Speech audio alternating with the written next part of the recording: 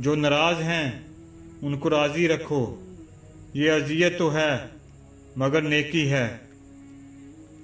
गुनाहों की जस्तजू आप तर्क कर दें, इबादत में लज्जत खुद ब खुद पैदा हो जाएगी।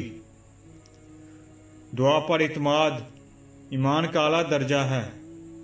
यह बड़े नसीब की बात है कि इंसान दुआ का सहारा हाथ से न जाने दे। दूसरों पर तनकीद करने से बेहतर है कि अपने आप पर मेहनत करके अच्छा इंसान बन जाएं।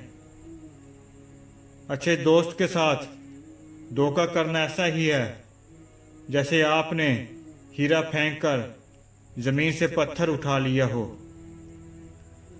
जिंदगी की सबसे बड़ी इन्वेस्टमेंट हम किसी इंसान पर करते हैं, अपनी जिंदगी का कीमती वक्त सौंपकर, और वही शख्स हमें अपनी जिंदगी से फजूल समझकर निकाल देता है।